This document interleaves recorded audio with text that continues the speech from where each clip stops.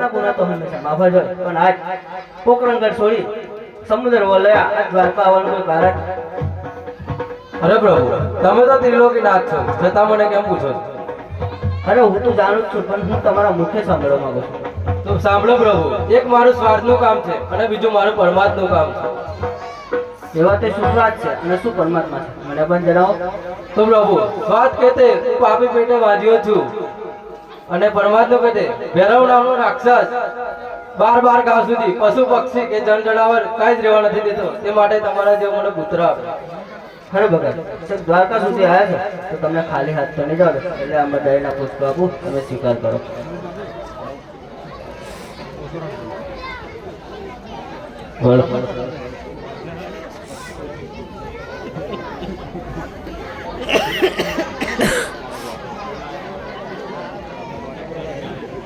હે જીયા યમર રે દારીના પેલા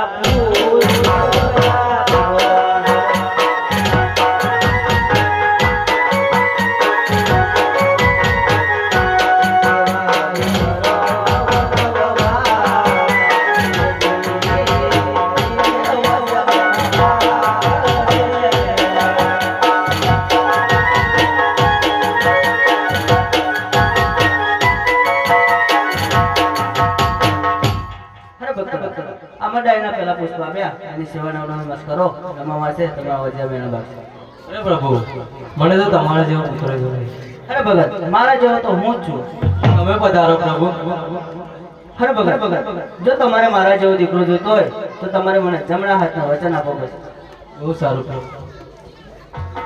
અરે ભગત, જ્યારે મારે 54 વર્ષ ને 52 દિવસ થાય ત્યારે તમારે મને હસતા મુખે સમાધિ આપવી પડશે. બહુ સારું પ્રભુ. તો લો આમાં ડાયના બીજા પુષ્પ આપું, તમે સ્વીકાર કરો. યમર રે દારીના બીજા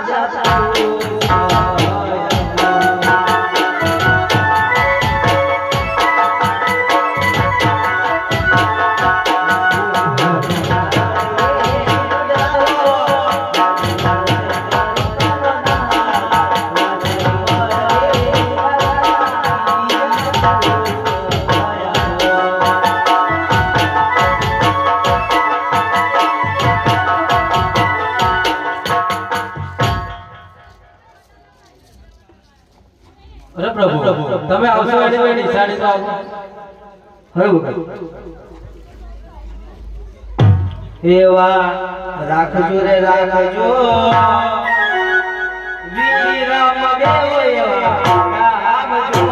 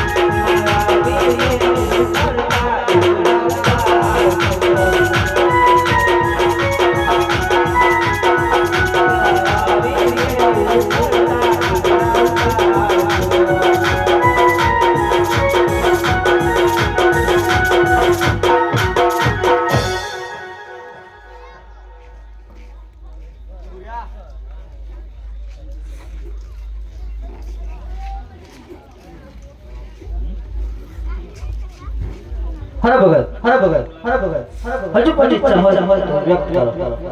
અરે પ્રભુ, એમ નહીં, તમે હાથો હાથ નિશાની આપો. હરે ભગત, આજે બેન વધાર પર તમને અર્પણ કરું છું. રતન કટોરો વીર કેવા